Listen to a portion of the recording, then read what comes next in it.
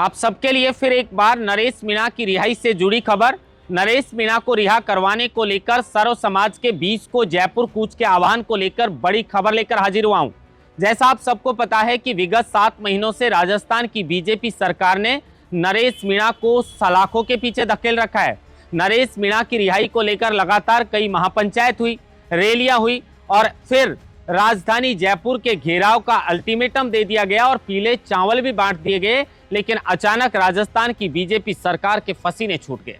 राजस्थान के मुख्यमंत्री भजनलाल शर्मा ने नरेश मीणा के पिता सहित एक डेलीगेशन को वार्ता के लिए जयपुर बुलवाया और फिर एक समझौता होता है। और उस समझौते के बाद ये कयास लगाए जा रहे थे कि समरावता गांव के लोगों की मांग भी पूरी होंगी और नरेश मीणा को जमानत भी मिलेगी। लेकिन उसके बाद भी नरेश मीणा का कहना है कि समरावता गांव के अंदर जो हुआ और जो मेरे पिताजी से और लोगों से वादा मुख्यमंत्री भजनलाल शर्मा ने किया था, कहीं ना कहीं सीएम ने अपना वादा नहीं निभाया। उसके अलावा जिस तरीके से राजस्थान के मुख्यमंत्री भजनलाल शर्मा पर लगातार रिहाई को लेकर दबाव बनाया गया, लेकिन उसके बाद भी आज तक नरेश मीणा को जमानत नहीं मिल पाई है। नरेश मीणा की रिहाई को लेकर उस वक्त अगर राजधानी घेराव होता तो शायद आज नरेश मीणा सलाखों से बाहर हो सकते थे।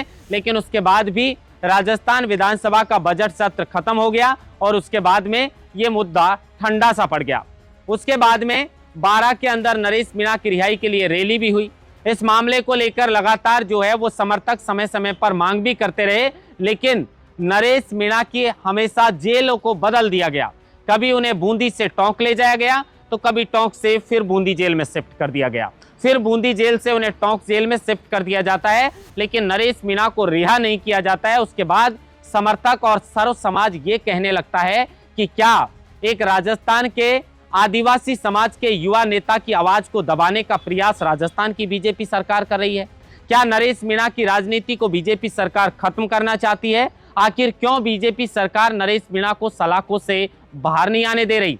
नरेश मीणा ने तो ये तक आरोप लगा दिए कि न्यायपालिका की आंखों से पट्टी इसलिए हटाई गई ताकि वो जाति और धर्म को देखकर न्याय दे सके।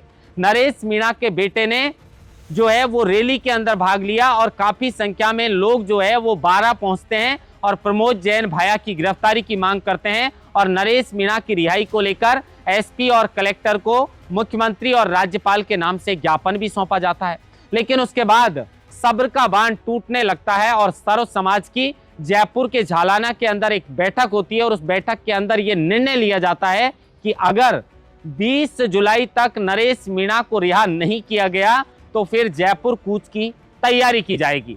अब सवाल यही उठता है कि क्या सरकार 20 जुलाई से पहले नरेश मीणा को जमानत दिलवाएगी या फिर जिस तरीके से जयपुर कूच की तैयारी है, क्योंकि कई बार नरेश मीणा की रिहाई को लेकर सरकार को अल्टीमेटम मिल चुके हैं, लेकिन उस वक्त कभी तारीख आ जाती है, कभी सरकार की ओर से आश्वासन मिल जाता है और वो मुद्दा थम जाता है। लेकिन इस बार आर पार की लड़ाई का ऐलान जो है वो सर्व समाज कर चुका है और सर्व समाज का कहना है कि एक युवा नेता की आवाज को दबाने का प्रयास राजस्थान की बीजेपी सरकार कर रही है। लेकिन अगर 20 जुलाई तक नरेश मीणा को जमानत नहीं मिलती है तो जयपुर कूच किया जाएगा और एक बड़ा आंदोलन का आगाज भी किया जाएगा। अब देखना यह होगा कि नरेश मीणा को क्या 20 जुलाई से पहले जमानत मिलती है या फिर एक बार राजस्थान के मुख्यमंत्री भजनलाल शर्मा की टेंशन सर्व समाज नरेश मीणा की रिहाई को लेकर बढ़ाने वाला है। महेंद्र मास्टर, लोकमत हिंदी, जयपुर।